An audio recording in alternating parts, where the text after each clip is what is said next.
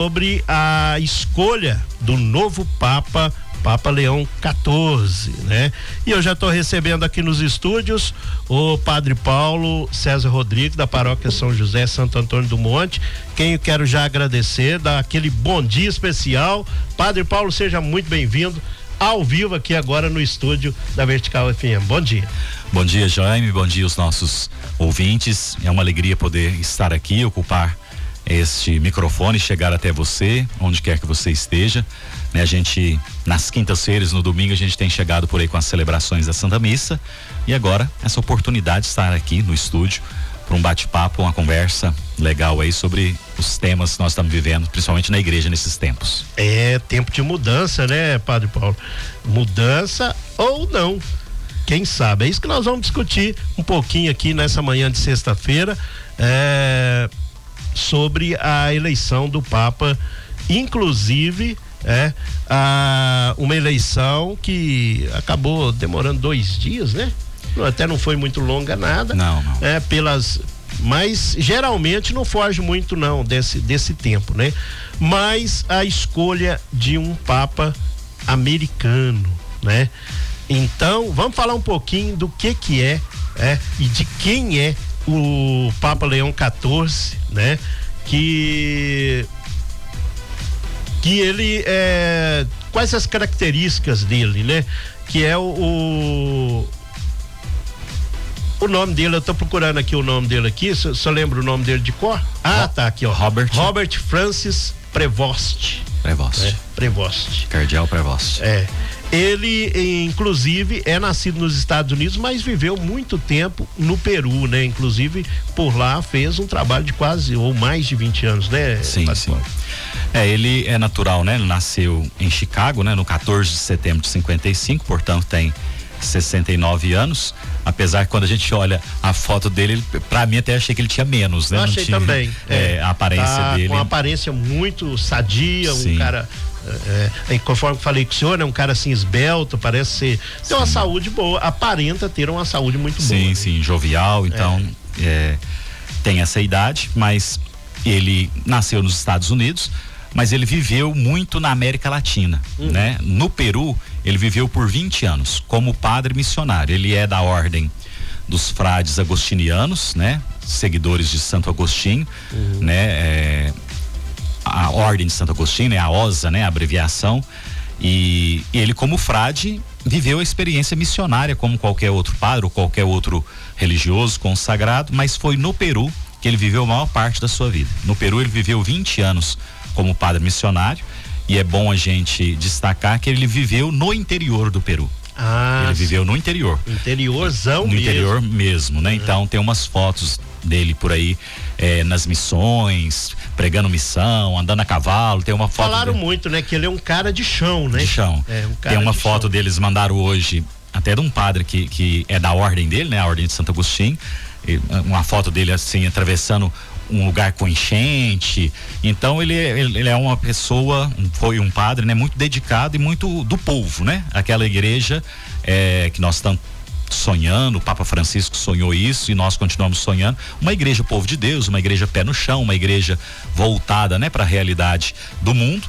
Então ele viveu esse período todo lá. Depois ele foi o prior da ordem. O prior é aquele padre que é eleito entre os membros da congregação da ordem para coordenar os trabalhos da congregação. Então ele foi também esse prior. Quando ele foi esse prior, aí ele andou muito aqui na América Latina, né? Por exemplo, ele teve por algumas vezes em São Paulo, algumas vezes em Belo Horizonte, ali no bairro Santo Agostinho, tem aquele colégio Santo Agostinho, aquele colégio é da ordem dos agostinianos. E aquela igreja lá perto, né, é também cuidada, né, pastoralmente pelos padres agostinianos, os freis agostinianos. Lá naquela igreja ele celebrou missa. Ele esteve presente lá, então quando ele foi o prior, ele andava, visitava as comunidades dos freis espalhados por toda a América, né? Tanto a América Central como a América do Sul aqui, principalmente a América do Sul tem a presença maior ainda dos frades. Lá no Peru a comunidade é grande, né? Eles ainda estão por lá e ele coordenou esse trabalho. Depois ele foi feito bispo, e ele foi feito bispo para uma diocese do interior do Peru. Certo. Ele não foi bispo nos Estados Unidos, né? E nem numa cidade grande do Peru. E nem numa cidade grande, ele foi bispo do interior, né? De uma diocese do interior, lá do Peru. E a gente vê, né, assim, por aquilo que ele fez e por aquilo, as funções que ele desempenhou. Então é um papa que tem uma visão pastoral muito boa. Aqui a gente precisa também mencionar que ele era amigo pessoal, uma amizade bastante intensa e profunda com o Papa Francisco. Sim. Então ele já conhecia o Papa Francisco antes do Papa Francisco ser Francisco, ou seja, o cardeal Bergoglio, né? Arcebispo de Buenos Aires. Eles já tinham uma certa ligação. Então é curioso o pouco tempo, porque o nosso atual Papa, ele foi feito cardeal em setembro de 2023. Sim.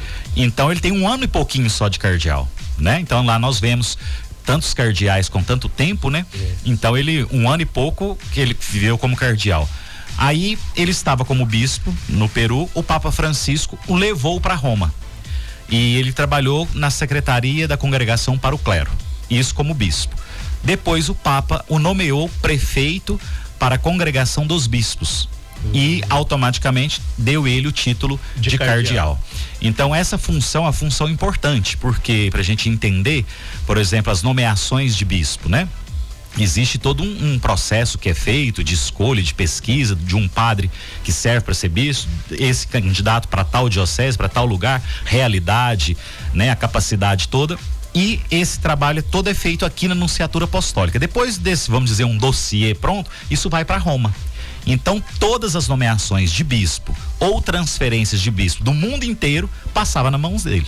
Ele era o responsável por isso, né? O último trabalho dele é esse. A função que ele ainda estava exercendo era esse. Então, ele estava em Roma já pouco mais de 2 anos, né? Que ele já estava morando em Roma fazendo esse trabalho. Primeiro na Congregação para o Clero como secretário, depois como presidente da Congregação para os Bispos. Então e um trabalho que com certeza passa, né, e fala com os bispos e cardeais do mundo inteiro, né, Padre Paulo? Sim, porque sim. se ele coordenava um trabalho que é a nível mundial, então com certeza ele tem um relacionamento direto, ele tinha um relacionamento direto nessa função com o mundo inteiro. Sim, com certeza. Então ele, entre os bispos e os cardeais, ele era bastante conhecido, né? Porque tem um ditado, né? Na igreja a gente fala assim, quem entra no conclave papa sai cardeal.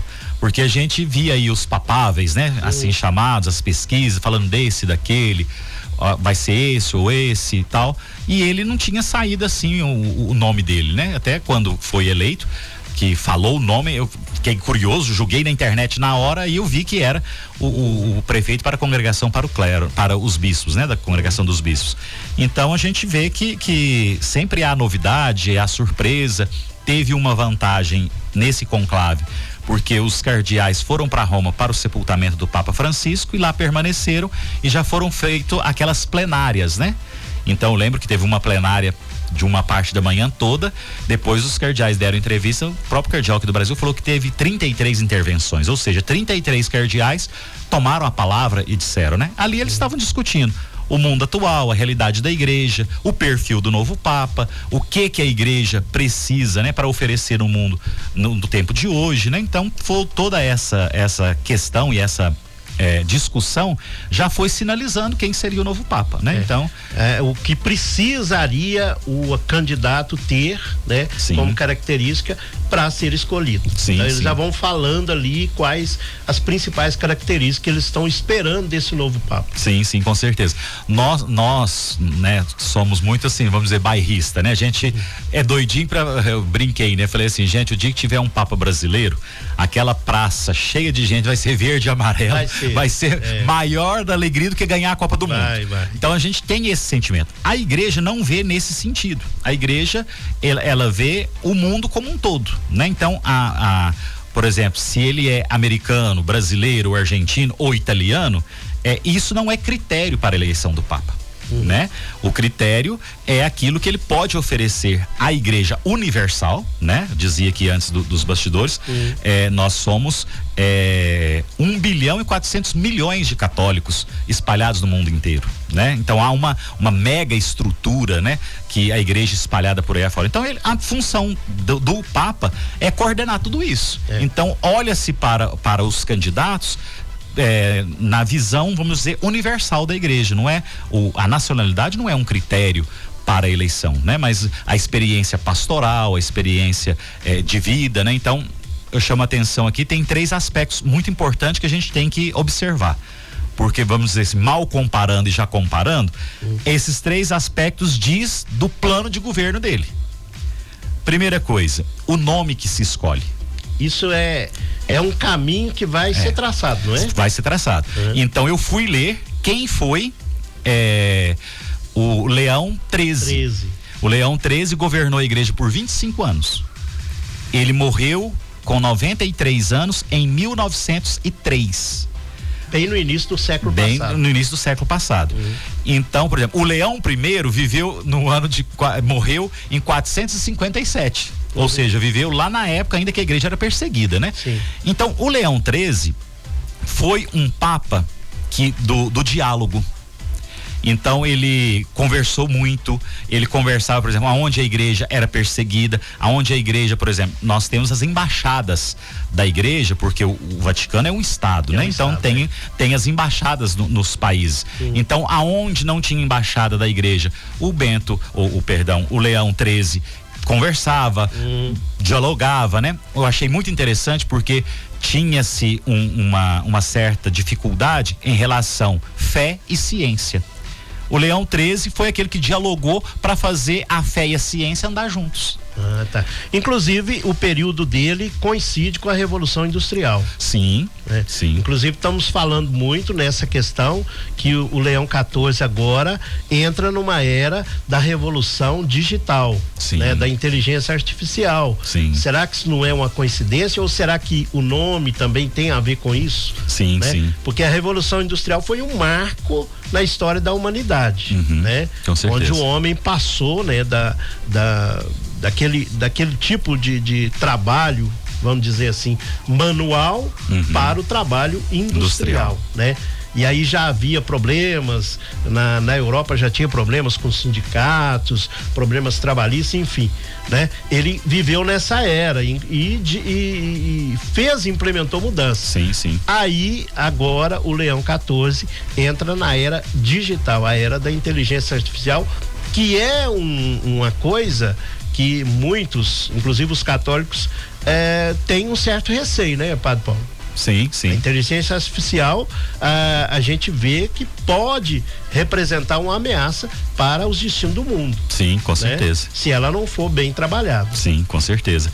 Então, a questão da escolha do nome diz muito, né? Então, olhando para o Leão XIII, a gente vê que eu tenho, né, pela fala dele e por aquilo que ele já fez ontem e hoje, né, hoje já tem a homilia dele já publicada aí da missa que ele celebrou lá de manhã. Então eu tenho, né, consciência que o olhar dele voltou pro Leão XIII, né? Todas essas dificuldades daquele tempo que você mencionou, hoje elas estão aqui de outra forma. De outra forma. Mas estão presentes. Estão presentes. E a igreja é convidada a dar a sua colaboração, né? De formar opinião, de direcionar as pessoas. Então o nome diz muito. Um segundo ponto é a bagagem pastoral e de vida da pessoa, né? Como nós dissemos aqui, ele viveu por mais de 20 anos no Peru, foi bispo de uma diocese do interior do Peru, né? Ele circulou muito, andou a América Latina praticamente toda. Ele participava das missões, né?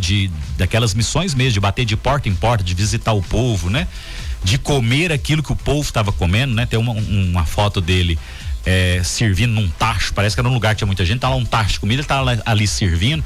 Um padre nosso ainda brincou, falou assim: ó, gente, ele é gente igual a gente, né? Então, eu vejo que a linhagem de Francisco, ela vai continuar. E não sendo audacioso, eu acho, Jaime, que nós chegamos num ponto na igreja que nós não temos condições, e a igreja também não pode dar o passo para trás. Sim. Agora é olhar para frente. E né? muito, né? Tem que olhar para frente. Então, o Papa firme. O Papa Francisco direcionou a igreja, né? Conduziu a igreja com toda a dificuldade, principalmente nos seus finalmente, né? O Papa Francisco ficou um tempo como cadeirante, né? Então, com toda a dificuldade, mas ele ainda trabalhando, dando as orientações, falando, proclamou esse ano santo, né? Que nós estamos vivendo, 2025, e tudo isso é belo, né? E agora a gente vê uma continuidade, porque primeiro, o atual Papa era amigo dele, pessoal, antes deles tornarem papas e cardeais, e tem essa caminhada pastoral, conhece a igreja da América Latina, porque não puxando a sardinha para nossa brasa, mas hoje o maior número de católicos está na América Latina. É mesmo? Está na América Latina, né? Então nós temos países bastante católicos, por exemplo, o continente africano é onde o catolicismo mais cresce no mundo, né? Aqui nas Américas nós temos lugares com bastante católicos. O Brasil ainda permanece, né? Há uma queda, nós temos consciência disso, mas ainda é uma nação católica. O México é muito religioso, né? O povo é muito católico, né? Então o número de católicos no México é muito grande. Para você ter ideia, das Américas todas, a arquidiocese da cidade do México, ela tem 1.000 seminaristas. Olha. Então assim, é uma coisa de louco. A Catedral do México, ela tem missa de domingo, de hora em hora, começando 5 da manhã, terminando 10 da noite. Meu Deus. Então assim, aquela multidão chegando, então o México é muito religioso. E há um fato que o atual Papa é de lá, mas eu creio que talvez o pontificado do Papa Francisco tem colaborado com isso, que é o aumento dos católicos nos Estados Unidos. Nós chegamos. Você acha que isso agora, com a chegada do Leão XIV sendo americano, isso vai realmente representar uma mudança? O catolicismo vai crescer nos Estados Unidos? Eu creio que sim. Eu creio que sim. Porque, é o que a gente imagina, né? Porque já está crescendo, né? Então, os Estados Unidos, nós chegamos numa casa de 25% só de católicos. Hoje já bate 50%. Aumentou bastante. Isso em 15 anos mais ou menos, né? Foi aumentando. Hoje já chega a 50%. Um fato, e isso eu acho que nós devemos isso ao Papa Francisco, o seu jeito de ser, o seu jeito de agir, como ele conduziu a igreja, nós devemos isso a ele. Porque o ano passado o catolicismo no mundo cresceu mais do que a população mundial. É mesmo? Isso significa o quê? Que muita gente que não era católico tornou-se católico. Sim. Porque se a população foi menor e o crescimento dos católicos foi maior, o que justifica é isso. Quem não era católico passou a ser católico. Né? Ou alguns que deixaram de ser católicos acabaram retornando. Acabaram voltando. Então há esse fenômeno, né? Então nós estamos num patamar que não dá para voltar atrás. A igreja tem que ser aberta, né? Uma das qualidades do Papa Francisco era isso. O Papa Francisco conversava sobre tudo sem medo, né? Não tinha esse negócio, disso nós não vamos conversar, né? Ele quebrou muitos tabus, né? Muitos. Falou da questão dos problemas com os padres, né? Inclusive problemas, né? Relacionados a celibato, essas coisas, né? Temas que até então não eram muito tratados. Não eram escondidos, né? E ele enfrentou esses problemas, falou de muita coisa e abriu a igreja, Sim. Né? Abriu as portas. Então, uma coisa que eu acho que ele trabalhou muita justiça, porque o que acontece? A igreja tá lá no Vaticano, o Vaticano é um estado. Então, por exemplo, qualquer padre ou qualquer bispo do mundo que cometeu um crime, ele pode ser recolhido para Roma e vai ser julgado pela Rota Romana, que é o tribunal da igreja ali, porque a igreja está ali também. Qualquer tipo de crime? Qualquer tipo de crime, como o Estado. O Papa Francisco refez isso. Não sei se vocês viram a notícia aí, teve um cardeal meio atrevido que ele queria participar do conclave. Só que ele não tinha direito. Aquele cardeal, né, como dizer, um cardeal da Santa Igreja, mas ele havia sido expulso. Isso, onde tem a humanidade, onde tem o humano, né, a fragilidade pode acontecer, né? Então ele desviou dinheiro do Banco do Vaticano. O Papa Francisco, inaceitável. O Papa Francisco chamou o sujeito e falou: olha, você tá perdendo os direitos de cardeal, né? fez um processo contra ele canônico, destituindo, e depois o Papa falou assim: agora você vai ser julgado também pela lei civil, né? Então o Papa colocou isso não era comum, né? Então era julgado na lei canônica, pronto, né? Resolveu lá, e o Papa Francisco não, qualquer tipo de crime é julgado pela igreja, pelo tribunal da igreja, a Rota Romana, e também pela lei civil, ou diria a lei dos homens. A lei dos homens, então assim, né? E aquele cardeal, ele até atrapalhou um pouco, porque ele fez os cardeais perder uma tarde de serviço, né? Porque na plenária que estava acontecendo, ele foi e entrou, então teve 3 cardeais que interromperam, são canonistas, né, que estudam as leis da igreja, e mostrou para ele o decreto do Papa, e com base no direito canônico falou: você não pode participar, né? Então eu creio que o atual Papa é uma continuidade do ministério do Papa Francisco.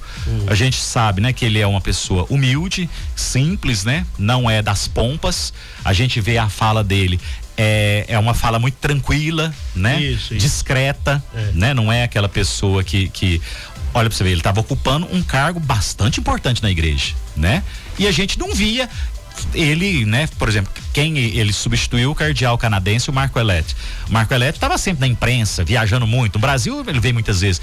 Esse não, estava ali fazendo o seu trabalho, no silêncio, mais discreto. O nome dele não saiu como os papáveis, como favorito, né? Como favorito, e depois. E muita gente achou interessante a questão, por exemplo, porque ali na hora do pronunciamento ele teoricamente deveria falar em italiano. Sim. Né? Ele acabou falando em espanhol algumas frases, né? Isso ele poderia ter falado em inglês, como falou em espanhol, poderia ter falado em inglês. Hoje ele falou em inglês. Hoje homenageou, mas ele preferiu homenagear o Peru, né? Sim, sim. Então, assim, isso mostrou para o mundo uma certa humildade. Sim, sim. Eu diria, né? Sim, com certeza. Porque os americanos, a maioria dos americanos, eles não gostam de latinos, né? Então, assim, eu acho que isso foram vários pontos positivos que ele está sinalizando, e lá vai sinalizando, né? Mostrando uma igreja povo. Sim. Uma igreja povo, como o senhor falou. Sim. Né? Então, Padre Paulo, a partir de agora, qual que é o processo? Existe uma coroação?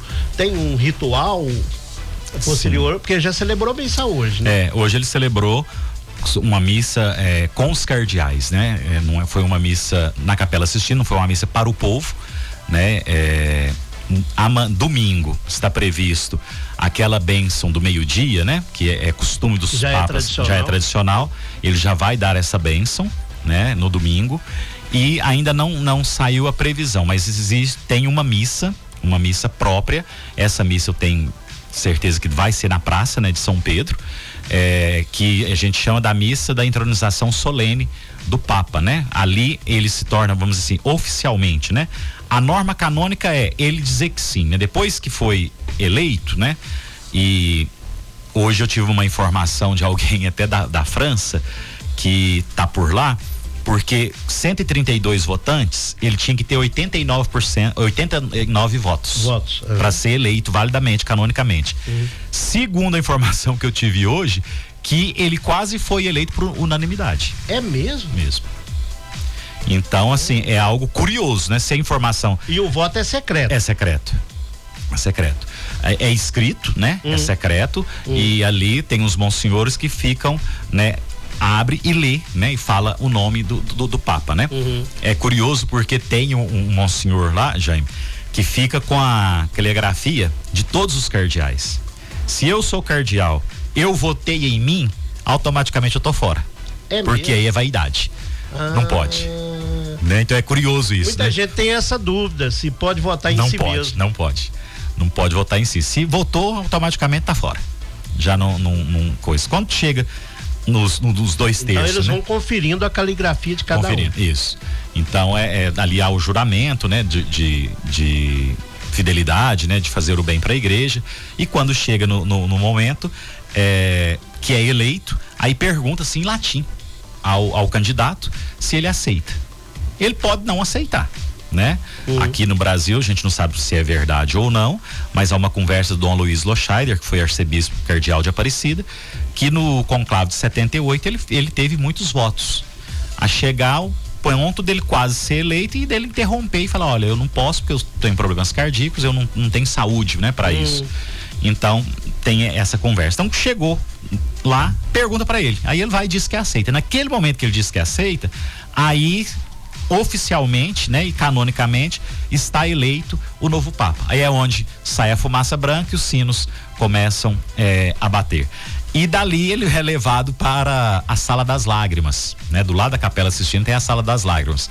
Ontem eu brincava com o pessoal lá na secretaria da paróquia, porque a fumaça branca saiu, o sino bateu, virou aquele alvoroço na praça, e eu acho que demorou quase 1 hora para que eles anunciassem e o Papa chegasse lá, né?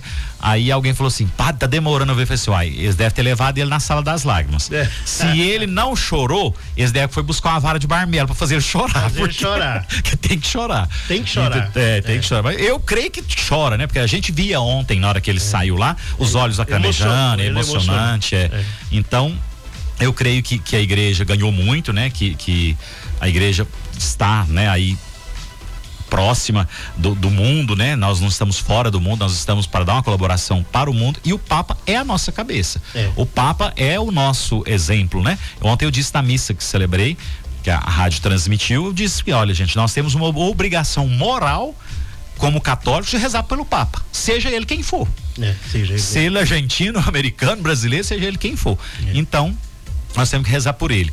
Então eu creio que há um tempo novo, claro que há uma continuidade de algumas coisas, sim, mas há aquele gosto e aquela pitada de sal que é própria dele, né? Ele tem um jeito de ser, ele tem uma caminhada de igreja, ele tem muita, a experiência pastoral dele é muito nossa, tipo a nossa aqui do Brasil, da América Latina, das comunidades, da Igreja Povo de Deus, né? Isso é importante. E a primeira fala dele já diz muito, né? Os 3 pontos que eu disse foi isso: o nome, né? A bagagem pastoral que ele carrega e o discurso. Qual que foi a primeira palavra que ele disse? A paz esteja convosco. A primeira frase que ele disse. Ou seja, um mundo marcado pela guerra, vem alguém que a saudação é de paz. De paz. Né? Então, achei muito interessante quando ele disse assim, olha, me ajudem a construir pontes. Falou isso várias vezes. Falou várias vezes. Pontes, várias vezes. E ele dizendo pro povo ajudá-lo. Ou seja, o Papa não faz nada sozinho. Não. E outra coisa, nós não podemos construir muro. Não. Porque o muro faz o quê? Separa. E a ponte o quê? Liga. Então, e esta frase dele diz muito. Inclusive, o Papa Francisco dizia que nós já estamos na Terceira Guerra Mundial. Sim. Porque hoje o mundo vive várias guerras em separados, mas que em um determinado momento elas podem se juntar. Sim. Né? Então me parece, eu creio que, acho que mais de 20 conflitos nós temos no mundo hoje. Sim. Né? Então, o desafio desse novo Papa é tentar apaziguar, e aí a palavra paz é forte, né? Sim, sim. A paz, inclusive a paz de Cristo. Sim. Que ele mencionou primeiro. Sim, né? Então, quando ele deseja a paz, há um anseio, há um desejo aí, né? Do diálogo, da compreensão, né? E quando ele diz a questão das pontes, dizendo da missão da igreja. E não sendo maldoso ou crítico demais, eu acho que ali ele deu um recadinho pro povo aí afora, né? Pro mundo, né? Que tá querendo construir muro, tá querendo achar que disputa é no braço, é na guerra, é na bomba, né? Então o Papa tá dizendo, olha, gente, seja nós quem somos, mas vamos construir pontes, porque a ponte liga, né? E depois... Sim. Pode concluir. Aí depois ele disse, né? Que eu achei formidável, ele repetiu por 3 vezes, né? Ele falou, olha, Deus ama a todos e a todos. Ele falou isso várias vezes. Então, o que a gente entende por aí? Que a igreja também está para todos. Sim. A igreja não é um clube da Luluzinha para alguns, né? O evangelho não é para uma determinada nação, povo, ou raça, cultura, ou porque eu tenho dinheiro ou não tenho dinheiro, tenho isso, tenho aquilo, não. O próprio São Paulo diz, né? Que quando o vento passar nas nossas narinas pela última vez, nós vamos ser julgados pelo amor. Então, quando o Papa diz isso, olha, Deus ama a todos, ele está dizendo, olha, Deus ama a todos e a igreja há lugar para todos, sem distinção. E isso já era um pensamento de Papa Francisco. Ou seja, então onde eu estou dizendo que há um lembrete, um viés de uma continuidade no pontificado, né? Que vai ser, claro que ele vai dar a colaboração dele, aquilo que é pessoal dele, aquilo que é experiência dele. Eu particularmente fiquei muito feliz, estou muito feliz com a eleição do Papa, muito animado. Eu acho que vai dar um vento novo para a igreja, vai dar, dizendo aqui para os ouvintes, nós estamos vivendo o Ano Santo, né? O Ano Santo 2025, a cada 25 anos a igreja vive um Ano Santo, um ano jubilar. No mês de junho já aconteceu o jubileu das famílias, jubileu das crianças. No domingo de Páscoa, quando o Papa Francisco apareceu lá, estava acontecendo em Roma o jubileu das crianças. Em junho, na última semana de junho, vai acontecer o jubileu dos bispos e o jubileu dos padres. Da nossa diocese, nós vamos fazer uma experiência muito bonita e muito rica, porque nós vamos 31 padres e o nosso bispo para Roma ficar lá uma semana participando das celebrações. Olha que bacana. E é tão curioso porque na terça-feira o nosso bispo nos comunicou que dentro das celebrações jubilares terá uma ordenação de padres. Aí ele colocou assim, olha, o Papa, que nós não sabemos quem, vai ordenar no dia 27 de julho 25 padres para a Diocese de Roma. Aí nós vamos participar dessa missa, né? O nosso bispo conseguiu isso. Essa ordenação vai ser coordenada por ele. Por ele. Aí ontem eu virei e falei assim, aí eu até falei com o nosso bispo, falei assim, olha, agora nós já sabemos com quem nós vamos celebrar a missa, né? Então vai ser um momento bonito para nós. Eu, pessoalmente, nunca fui a Roma, estou indo agora pela primeira vez. Alguns padres já foram, mas a maioria não foi. E nós vamos ter essa data importante. E também no dia 29 de junho, que é dia de São Pedro, nós estaremos em Roma. Então nesse dia, normalmente o Papa benze os palhos. Os palhos são uma insígnia que os arcebispos usam, aquela faixa de lã que coloca sobre o pescoço.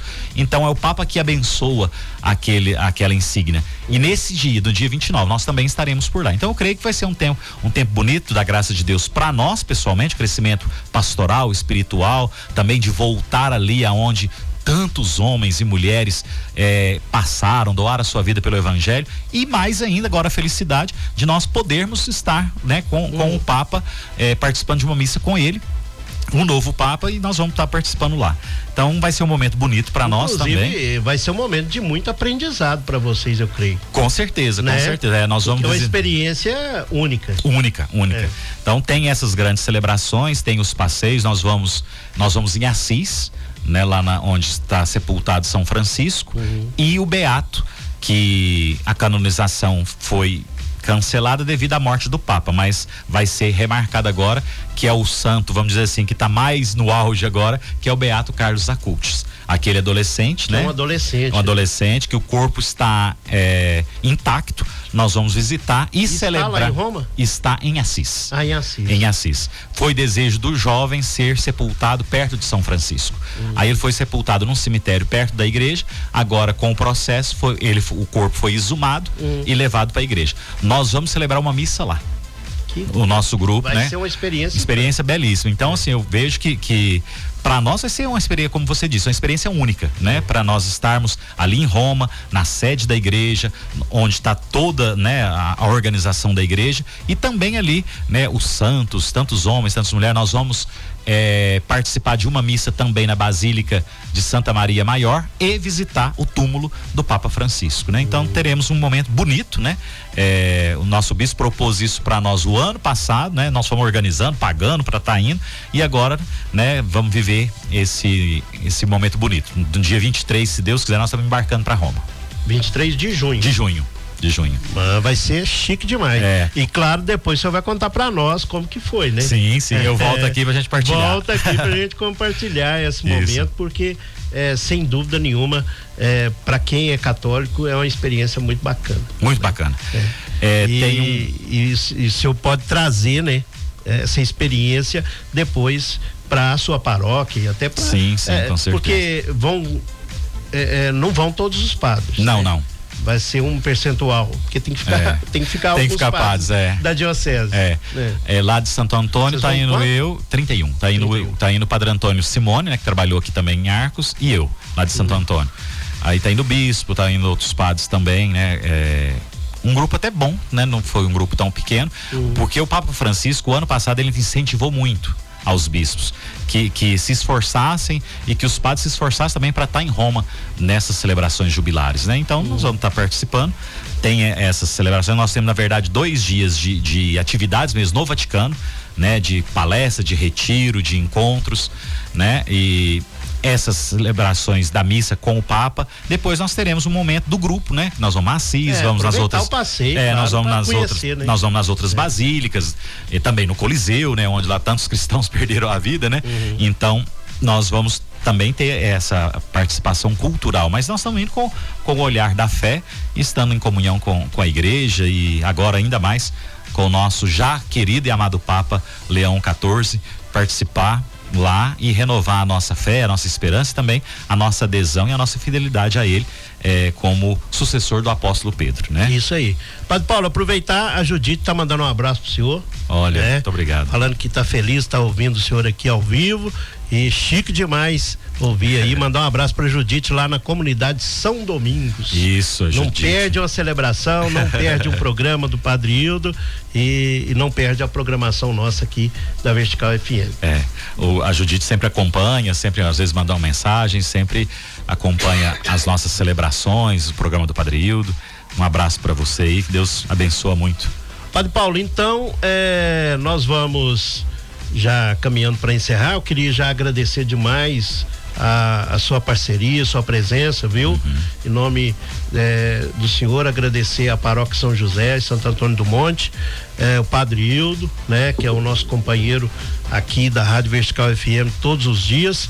E o senhor também sabe, as portas sempre estiveram abertas, sempre vão estar abertas para vocês, né? Porque vocês gostam de fazer esse trabalho no rádio, tem essa abertura e quando a gente os procurou, se propuseram a abrir as portas, inclusive o pessoal lá da paróquia, né? A gente tem que agradecer muito o pessoal da paróquia, mandar um abraço pra Andréia, né? Que é testa de ferro, vamos dizer assim, lá, né? E a Andréia até brincando que ela saiu de férias, a mesa ficou doente. Mas enfim, o pessoal se esforça muito, né? Pra gente estar fazendo esse trabalho de evangelização no rádio. E isso, sem dúvida nenhuma, sem o apoio de vocês não seria possível. Sim, com certeza. Eu agradeço, Jaime, na sua pessoa, quero agradecer imensamente a Rádio Vertical, porque o espaço é dado a nós, tanto o Padre Hildo como eu, nós gostamos, né? E somos convencidos que a gente acha que tem dom para isso, né? Mas fazemos o possível. Né? Então as nossas celebrações têm sido bastante ouvidas e eu quero registrar aqui a grande audiência que a Rádio Vertical tem nas comunidades rurais de Santo Antônio do Monte. Né? Nós temos muitas comunidades rurais, nós temos 14 capelas rurais, só a nossa paróquia. E o povo acompanha muito, né? Então a gente chega nas comunidades, o povo dá notícia do que vocês estão falando aqui, do que o padre falou na missa, o que o padre falou no programa. Então isso a gente tem chegado a muita gente. E eu quero aqui deixar registrado, tanto o ano passado como este ano, vocês transmitiram a Semana Santa. A Semana Santa é um ponto mais alto da fé cristã católica. Sem dúvida. Né? Então, entraram em contato lá na paróquia e fugiu o nome da comunidade. Mas é uma comunidade no município do Rio Paranaíba. Olha. Uma comunidade rural. E lá eles não têm nem padre, e não tinha um ministro, não tinha nada. Aí alguém descobriu a Rádio Vertical com a Semana Santa. Sim. Eu achei isso belíssimo, já. Até me emocionei quando vi. Porque aí o povo falou assim: olha, padre, ligou lá na paróquia. Olha, padre, nós não temos um ministro, nós não temos comunhão, tem uma capelinha nossa aqui, muito singela, muito simples. Nós somos poucas famílias, cerca de 12 a 14 pessoas. O que nós fizemos? Alguém da comunidade já tinha ouvido a Rádio Vertical e vocês estavam colocando as chamadas, né, da Semana Santa. Então a pessoa falou assim: gente, vamos fazer o seguinte, vamos levar o rádio para a igreja, para a capelinha nossa, e reunir aqui, nós rezamos com eles. E eles fizeram isso a Semana Santa toda. Então quando eles ligaram lá na paróquia, né, tinha falado até de mandar isso para vocês. Depois teve essa oportunidade de estar vindo aqui, falei, não, vou falar lá no ar, porque eu acho que isso deve ser registrado. Então, a nossa gratidão, porque uma comunidade rural, uma comunidade longe da cidade, uma comunidade desprovida de um ministro, desprovida de um seminarista, de um missionário, de um padre, para estar lá com eles, a Semana Santa deles foi o quê? Vamos juntar na nossa capela. O senhor que me ligou lá na paróquia falou, olha, uma capela muito simples, padre, muito modesta, até prometi a eles que vou visitá-los ainda um dia, vou chegar por lá, celebrar com a comunidade, e ali eles ouviam no rádio.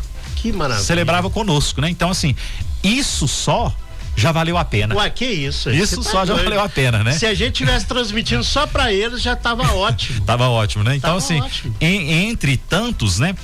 Teve um pessoal de Itapiraí que entrou em contato também, o pessoal, assim, então, já as nossas, tanto quinta como domingo, o pessoal já acompanha muito. E a Semana Santa, eu creio que a audiência foi muito grande, porque nós chegamos em muitos lugares, muita gente deu feedback na paróquia, né? Falou o que estava acompanhando, rezando. Então a gente agradece imensamente, né? Vocês já transmite essas duas celebrações, tem o programa do Padre Hildo aqui, né, já transmitiram novena de São José, 2 Semanas Santa, tanta coisa que a gente faz lá, vocês sempre se colocam à disposição. E aqui eu faço menção ao padre Vitor Coelho de Almeida, que é o padre de Aparecida, o grande missionário, né, da Rádio Aparecida, né? Ele tinha aquele programa no meio-dia que ele sempre começava, né? Os ponteiros apontam para o infinito, né? Que é o horário do meio-dia. E ele sempre dizia que quem ajuda na obra da evangelização, diante de Deus, tem mérito de evangelizador, né? Então vocês têm esse mérito diante de Deus, porque vocês abrem as portas, fazem com que o evangelho chegue, né? Porque às vezes nós usamos tanta ferramenta para tanta coisa ruim, né? Então aqui é o espaço, e eu brinco muito, né? Porque nós já tivemos, por exemplo, proposta, tanto na época que estávamos aqui, ou quando já estávamos lá, a proposta nós vamos transmitir uma missa, mas é uma hora de prazo. Olha, a gente celebra numa hora, naturalmente. Mas se falar que eu tenho que celebrar numa hora, eu fico piado. Aí trava. Aí desandou, eu não dou conta, né? Então, assim, eu vejo que aqui, né, vocês nunca colocaram um horário pra gente.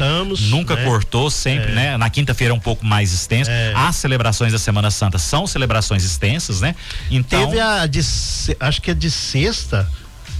Não sei se foi a de sexta ou de sábado, ela durou mais de 2 horas.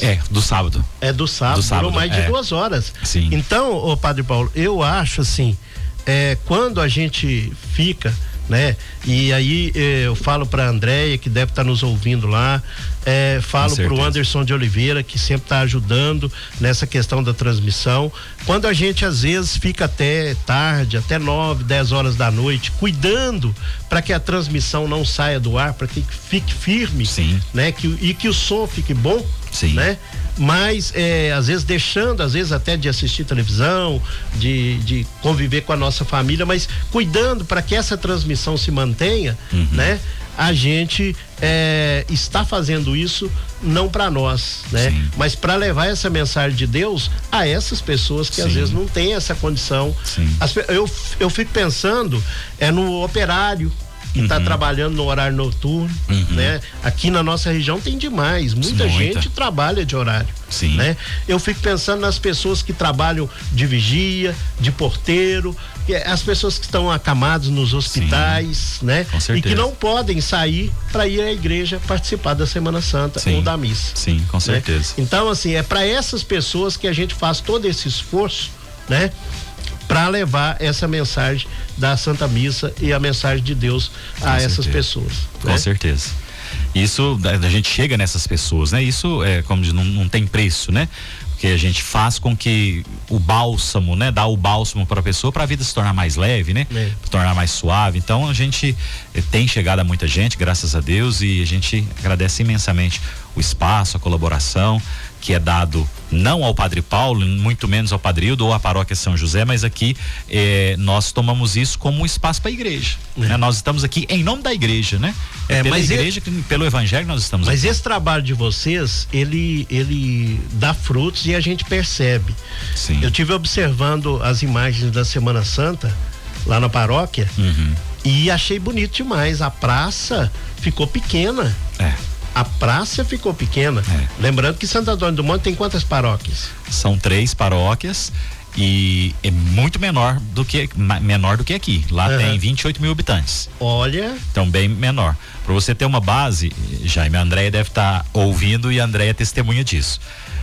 Nós compramos, porque lá eu brinco que é 2 Semanas Santas. Semana das Dores, a gente vai com a imagem Nossa Senhora das Dores, cada dia numa comunidade, numa casa de família, reza a missa, faz a reflexão da dor de Nossa Senhora e faz a procissão para outra casa. Isso 7 dias seguidos. Antes da Semana das Dores, nós compramos 50 mil partículas. Que é a partícula? A hóstia, que o povo comunga na missa. Compramos 50 mil.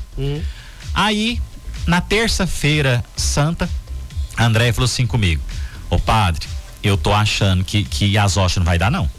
Meu Deus. Aí eu falei assim: uai, André, você tá com a cabeça ruim? 50 mil, você tá doida? Aí ela falou assim: não, deve ter lá 10, 12 pacotes só. Eu falei: André, mas não tem condição. Eu falei assim: alguém carregou, mudou de lugar, não tem condição. E ela falou: não, o povo tá aí comungando mesmo e tal. A Semana das Dores já foi uma semana assim com muita gente. Então, na terça-feira santa, nós compramos mais 15 mil, né? E chegamos no domingo de Páscoa, quase que não deu, né? Sobrou pouquíssimas. Então, Semana das Dores e Semana Santa, nós calculamos lá mais ou menos por baixo, foi mais de 60 mil partículas distribuídas. Meu Deus. E como você disse do movimento, a nossa igreja é uma igreja grande, é uma igreja das maiores da diocese. Quase 1.000 pessoas cabem lá? Isso, lá cabe 760 sentadas. Nós colocamos para a Semana Santa mais 200 cadeiras. Então aí já beira quase 1.000. E depois, muita gente em pé. Então, tem um vídeo que tá aí nas nossas redes sociais da procissão de Ramos chegando, e alguém brincou que é uma avenida de, tipo essa aqui, né? Avenida de 2 pistas, e o povo tomou conta dessas 2 pistas. E foi passando gente. Então, assim, o povo participou muito, né? Foi uma participação muito grande. O pessoal lá de Samonte tá de parabéns. Isso mostra que não são católicos só de falar, né? Sim. São católicos praticantes. Sim. Né? Porque a pessoa que comunga, realmente ele é praticante. Ele confessou, né? Ele participou diretamente das celebrações. Lá o pessoal se confessa muito. O mutirão de confissões lá, nós éramos, acho que 12, 13 padres. Que aí a gente reúne cada dia numa paróquia. Lá foi muito movimentado, muita confissão, tanto na nossa paróquia como na paróquia Santo Antônio, paróquia Dom Bosco, e muita participação. E o povo é muito religioso, né? Um povo, lá tem uma particularidade que é própria do povo de lá, Jaime. Se eu saio ali na rua, aí todo mundo, benção padre, todo mundo toma a benção do padre. Que legal. Todo mundo, desde a criancinha ao idoso. Todo mundo. Então ainda tem esse costume. Tem esse costume. Você tá na rua, você chegou na igreja, todo mundo benção padre. Você vai num supermercado, todo mundo te vê benção padre. Então tem esse costume. Lá tem esse costume de tomar a benção do padre. Né? Coisa que tá ficando raro, né? Sim. Hoje as pessoas não tomam benção mais dos pais, né? Nem dos avós, não é comum mais. E do padre, menos ainda. Menos ainda. Então, lá é muito, né? Lá é difícil alguém que não chega para tomar a benção do padre. Todo mundo já chega, ao abordar o padre, a primeira palavra é essa: benção, padre.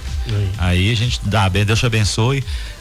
Às vezes eu brinco, né? Às vezes estou chegando na sacristia, muito em cima da hora da missa, aí tem coroinha, tem acorde, tem ministro, tem leitor, aí fica benção, padre, eu vou e falo só assim: gente, Deus te abençoe por atacado. Abençoe todo mundo. Deus abençoe por atacado. É brincadeira não, mas é bacana, viu? Bacana, parabéns, o pessoal tá de parabéns, sim. Ô, Padre Paulo, mais uma vez te agradecer, viu? Sempre com as portas abertas. Muito obrigado. Leva o nosso abraço a todos lá, o Padre Hildo, todo o pessoal, e quando o senhor voltar de Roma, nós vamos marcar pro senhor vir. Vamos sim, a gente vem com alegria partilhar a experiência lá, e agradeço a todos os ouvintes que estão nos ouvindo. Deus abençoe a cada um, força, coragem, e vamos seguindo a vida adiante nesse tempo novo da igreja, com o novo Papa, é um novo tempo, com certeza. E a todos os ouvintes e também a Rádio Vertical, a nossa gratidão sempre pelo espaço dado, a porta sempre aberta para nós.